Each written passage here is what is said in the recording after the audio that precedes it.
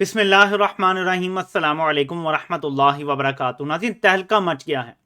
मैं समझता हूँ कि ये पाकिस्तान के लिए 75 साल में जितने भी स्कैंडल्स बने हैं ना, बहुत कुछ लीक हुआ है, लेकिन जितनी बड़ी गवाही पिछले 4 महीनों में आई है कि मुल्क को कैसे बर्बाद किया गया, कौन गलत फैसले करता रहा, किस तरह यहाँ रजीम चेंज ऑपरेशन हुए।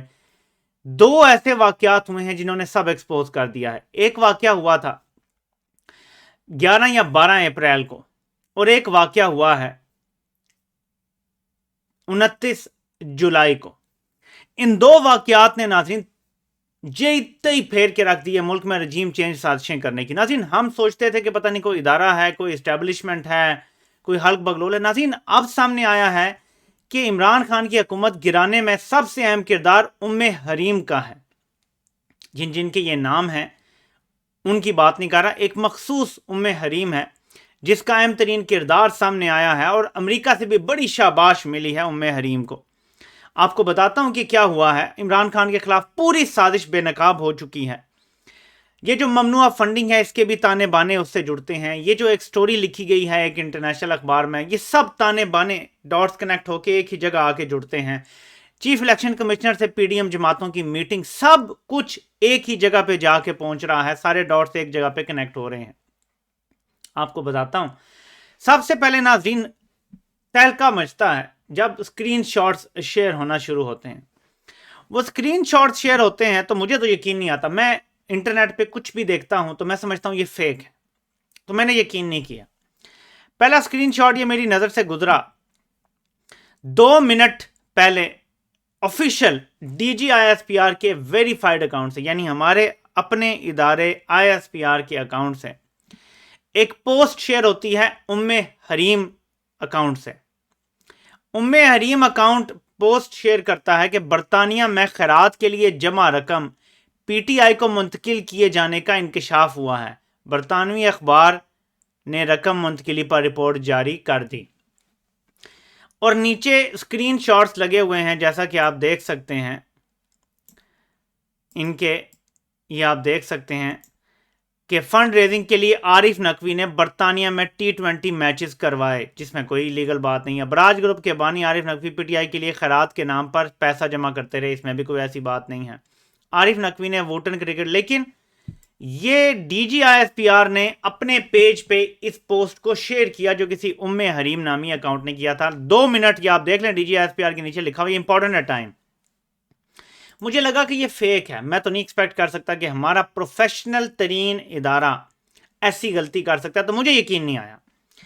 एक और स्क्रीनशॉट मेरे सामने आया, वही खबर, लेकिन सारा खुल के किसी ने लिखा हुआ कि अबराज ग्रुप के बानी आरिफ नकवी ने पीटीआई के लिए खैरात की रकम, वट जो उम्मे हरीम ने पोस्ट की, लेकिन डीजीआईएसपीआर ने जो इसको अपने पेज पे शेयर किया, ये 1 मिनट का वक्फा है, यानी किसी ने मुख्तलिफ औकात में ये स्क्रीनशॉट लिए।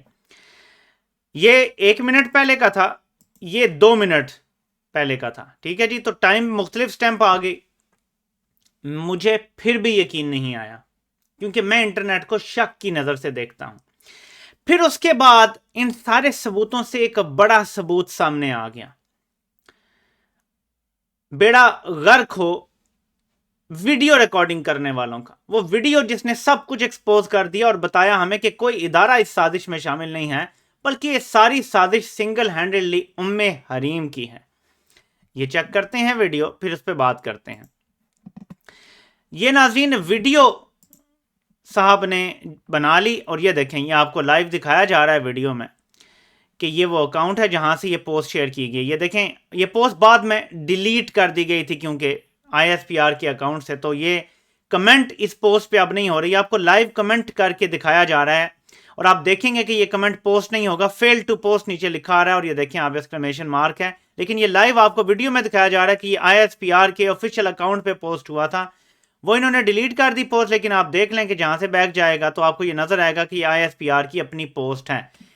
इंटर सर्विसेज पब्लिक रिलेशंस, वो इदारा जो टैक्स पेयर के पैसे पे चलता है, वहां से मुल्क की सबसे बड़ी और दुनिया की छठी बड़ी सियासी जमात के खिलाफ एक पोस्ट शेयर की जाती है। फिर हमें तो ये कहा गया कि हम न्यूट्रल हैं, और हमने यकीन भी कर लिया कि आप न्यूट्रल हैं। तो ये पोस्ट आ गई, और पता चल गया कि वो वाकई न्यूट्रल हैं। सारी साजिश असल में उम्मे हरीम की है। अमेरिका के साथ और पीडीएम के साथ मिलकर जो भी किया गया वो उम्मे हरीम ने किया। अब उम्मे हरीम को ढूंढने जब हम निकले कि ये कौन है, तो ये उम्मे हरीम का अकाउंट डिलीट कर दिया गया। अब ये अकाउंट जिससे ये शेयर किया गया था, कम अज कम मुझे फेसबुक पे अब नहीं मिल रहा। ये अकाउंट भी फौरी तौर पे डिलीट किया गया।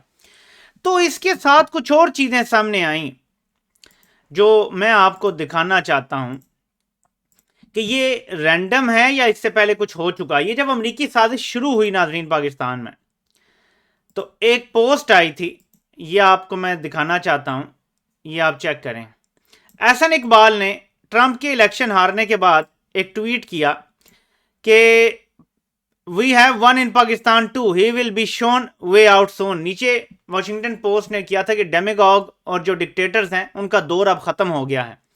एहसन इकबाल ने कहा कि हमारा भी एक है, यानी कोई डेमेगॉग है या कोई डिक्टेटर है तो उसका दौर भी खत्म होने वाला है।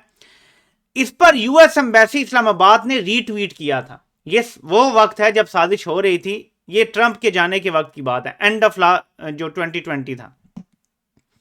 तो इसको समझ लें आप जरा। इसके बाद एक और पोस्ट आपको दिखाता हूं कि ये इदारे जब बीच में इन्वॉल्व होते हैं तो ये मामूली बात नहीं होती, बल्कि बड़े केयरफुल तरीके से होता है। ये देखें जी, जब Imran Khan electronic voting machine करना चाहते थे तो इलेक्शन कमीशन के ऑफिशियल ट्विटर अकाउंट से ये post I, voting machine an expensive fraud formula. Voting machine एक महंगा फ्रॉड का फार्मूला है। ये इलेक्शन कमीशन ने पोस्ट लगाई जिसमें तलत हुसैन की एक वीडियो शेयर की गई जिसमें वो वोटिंग मशीन को, ईवीएम मशीन को फ्रॉड का फार्मूला कह रहे थे। सो जब से ये अमेरिकी साजिश चली है तब से पाकिस्तान के मुख्तलिफ इदारे इमरान खान के खिलाफ कैंपेन चला रहे हैं।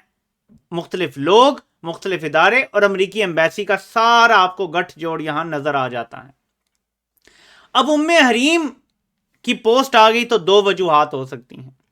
एक ये कि खुद शेयर की गई और एक ये कि आपका अकाउंट हैक हो गया। लेकिन दोनों सूरतों में अभी तक कोई भी क्लैरिफिकेशन नहीं आई। लेकिन मैं समझता हूं कि यह सबसे बड़ा स्कैंडल है। लेकिन दोनों सूरतों में खुद पोस्ट की तब भी और अकाउंट हैक हो गया तब भी। और एक और चीज आपको दिखाता हूं। मेरे ख्याल में जिस दिन नई गवर्नमेंट ने स्वेयर इन किया उस दिन स्टॉक एक्सचेंज भी आपकी ऊपर गई, आपका डॉलर का रेट भी नीचे आया। तो in a way it is an indicator के some kind of stability is returning.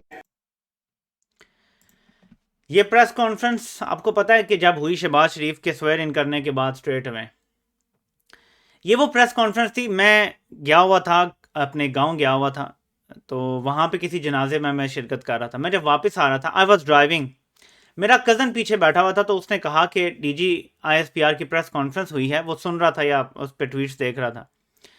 तो उसने मुझे कहा कि उन्होंने कहा है कि देखें जब से नई गवर्नमेंट ने स्वेयर इन किया है तब से स्टेबिलिटी कुछ ना कुछ सम काइंड ऑफ वापस आ रही है। और शायद उसने मुझे इशारतन बात की कि डीजी आईएसपीआर ने कहा जी कि कोई साजिश नहीं हुई है और इस तरह की कोई बात की। ये वो दिन था जब पहली बार मेरा जो 99.9% शक था वो 200% में बदल गया कि रजीम चेंज साजिश के पीछे असल किरदार कौन है। उम्मे हरीम ही असल किरदार है। उम्मे हरीम एक शख्स नहीं है बल्कि एक मुकम्मल सोच और मुकम्मल नजरिया है जिस पर कुछ लोगों ने चल के, वो 5 लोग थे, 8 लोग थे, 6 थे, 10 थे, उन्होंने ये सारा रजीम चेंज ऑपरेशन पीडीएम के साथ मिलकर किया। तो ये, लेकिन वो पहली दफा थी जब मुझे लगा कि जो मेरा 99.99% शक है वो एक्चुअली 200% करेक्ट है। इस प्रेस कॉन्फ्रेंस से पता चला मुझे। क्यों? बुनियादी चीज समझ लें। पाकिस्तान के जो 75 साल गुजरे हैं ना, एक चीज थी कॉमन, इदारा कभी करप्ट लोगों के साथ खड़ा नहीं होता। मजबूर है इदारा कि लोग वोट कर देते हैं, करप्ट लोग आ जाते हैं हुकूमत में तो वो मजबूर हैं, फिर इनके साथ डीलें भी इसीलिए करते हैं कि लोग उन्हें वोट देते हैं। ये एक 75 साल से मिथ था। इस एक प्रेस कॉन्फ्रेंस ने 75 साल का वो मिथ तोड़ दिया कि इनको करप्ट लोग पसंद नहीं है, बल्कि इन्होंने पहले दिन ही नई हुकूमत को आके ना सिर्फ ऑन किया, एंडोर्स किया, बल्कि पूरी तरह सपोर्ट किया कि जी जब से नई हुकूमत आई है डॉलर का रेट भी ठीक हो गया है, स्टॉक मार्केट भी ठीक हो गई है, स्टेबिलिटी वापस आ गई है। यानी एक स्टेबल हुकूमत को गिरा के अगली हुकूमत के आने के बाद हमें बताया जा रहा है कि स्टेबिलिटी आ गई। और वो दिन और आपका दिन, वो जिल्लत हमने देखी है कि डॉलर 178 पे स्टेबिलिटी नहीं थी, 250 पे स्टेबिलिटी है। जब पेट्रोल डीजल 150 का था तो मईशत खराब थी, अवाम रुल गई थी। 250 पर है तो अवाम बिल्कुल खुश है, सब ठीक है। जब ऑयल जो है वो 400 का मिल रहा था तो बहुत महंगा था, मर गई थी अवाम। 600-650 का मिल रहा है तो सब खुशहाल हो गए हैं। और मैं गिनता चला जाऊं तो चीजें, बिजली तो आती ही नहीं है। लोड शेडिंग ने जो तबाही निकाली है इन गर्मियों में, 10 साल पुराने लोगों को याद आ गई, चीखें निकल गई हैं लोगों की। लोगों के यूपीएस बंद हो गए जिनके स्टिल चल रहे थे, बहुत से ने तो उतरवा दिए थे, उनकी इतनी बिजली जाती नहीं थी। तो ये एक प्रेस कॉन्फ्रेंस थी। और दूसरा, इस उम्मे हरीम ने दूसरी बार ये साबित किया दो चीजें, या ना अहली कि अकाउंट हैक हो गया और किसी ने पोस्ट कर दिया, और या फिर ये पोस्ट किया गया एजेंडे के तहत। अब इस दोनों सूरतों में कोर्ट मार्शल तो नहीं होता, लेकिन कम से कम नौकरी से बर्खास्त किया जाना बनता है जिम्मेदारान का। एक वो प्रेस कॉन्फ्रेंस पाकिस्तान की तारीख का वो लम्हा था जिसने इदारे की इज्जत को, मैंने नहीं किया ये, ना मैंने प्रेस कॉन्फ्रेंस किया, ना मुझ पे चढ़ दौड़ना, ना कोई मेरे खिलाफ कोई शुरू हो जाना। जिसने ये प्रेस कॉन्फ्रेंस की, जिसने प्रेस कॉन्फ्रेंस कराई, उसने 75 साल से बनी हुई इदारे की इज्जत खाक में मिला दी। वो लोग जो इस रजीम चेंज के साथ नहीं थे, उन 6-8 लोगों ने मिलकर पूरे इदारे की इज्जत खाक में मिला दी। ये तो अवाम है कि हम इदारे से प्यार करते हैं और हम उन पे आंच नहीं आने देंगे। कुछ लोगों के गलत फैसलों पर नहीं आंच आने देंगे। जो मर्जी कर लो तुम, जितना मर्जी मुल्क के साथ खिलवाड़ कर लो, मुल्क दुश्मनी कर लो, अमेरिका इसराइल की ईमा पे फैसले कर लो, नहीं होगा। इदारे और अवाम में दुश्मनी नहीं होगी, हम होने नहीं देंगे इंशाल्लाह ताला। तो उनके इदारे में लोग इन्हीं अवाम से जाते हैं भाई, अपने वतन के लिए कुछ भी कर लेने का जज्बा लेके जाते हैं। तो बहरहाल, तो ये जो दो चीजें हुई हैं, इस पे आई थिंक एक तो यह कि रिजाइन कर देना चाहिए। अगर कोई निकालता नहीं है जॉब से तो रिजाइन कर देना चाहिए, क्योंकि ये बहुत बड़ी नाअहली अगर ये हुआ है इस तरह से। वो प्रेस कॉन्फ्रेंस के बाद ही वैसे तो रिजाइन कर देना चाहिए था, क्योंकि उसके बाद जो रिएक्शन आया आवाम का वो आपने देख लिया। और अब ये जो हुआ है, इसके साथ अब मैं आपको दो चीजें और ऐड करके बताता हूं। जिस दिन ये खबर आती है, ये खबर किस बुनियाद पे आई है कि एक आलमी जरीदे में एक खबर लगवाई गई है। डॉक्टर मोहित पीरजादा को शक है, ये उन्होंने अपनी वीडियो में भी कहा है कि जो लोग हायर करते हैं ना अपने लिए, मैं अब वो भूल रहा हूं टर्म जो यूज की जाती है, लॉबिंग फर्म्स, ये किसी लॉबिंग फर्म ने करवाया है। और लॉबिंग फर्म जो है ये पीडीएम जमातों से इसका कोई ताल्लुक नहीं है, यानी शरीफ खानदान से या जरदारी खानदान से कोई ताल्लुक नहीं है इस लॉबिंग फर्म का। ये किसी और ने पाकिस्तान से करवाया है। मैं बताता हूं किसने कर, ये उम्मे हरीम ने लिखवाया है। एक वहां आर्टिकल, यहां पे उसकी पोस्ट, और पीडीएम जमातों की मुलाकात होती है चीफ इलेक्शन कमिश्नर से। घुमा के सारा कुछ इस तरफ लेके जाया जा रहा है कि अगर कुछ होता है, यानी करना है इलेक्शन कमीशन के जरिए तहरीक इंसाफ के खिलाफ कोई फैसला करवाना है, तो फैसला तो आएगा, लोगों का रिएक्शन भी आएगा। तो रिएक्शन आए तो पीडीएम जमातों की तरफ उसका ताल्लुक, इसलिए मुलाकातें, वरना मुलाकातों की क्या जरूरत है? क्या इलेक्शन कमिश्नर पीडीएम जमातों के केस होने में? सबको पता है किसकी पर्ची है चीफ इलेक्शन कमिश्नर, वो भी उम्मे हरीम की पर्ची है। उसकी पर्ची भी उम्मे हरीम की तरफ से आई थी कि इसको लगा दो। तो अगर उम्मे हरीम ने ही सब कुछ कंट्रोल करना है पाकिस्तान में, तो फिर ये पीडीएम की मुलाकातें कर रहे हैं। ये सिर्फ एक तासुर बनाने के लिए कि एक कि आलमी जरीदे में खबर लगी थी, दूसरा कि चीफ इलेक्शन कमीशन का अगर कोई गठ जोड़ भी है तो वो पीडीएम जमातों से है। उम्मे हरीम का इसमें कोई ताल्लुक नहीं है। उम्मे हरीम सब करके भी सुकून से बैठी रहेगी। ये है असल खेल जो आपको मैं समझाता हूं। थोड़ी खुल के बात पता है मैं क्यों करता हूं?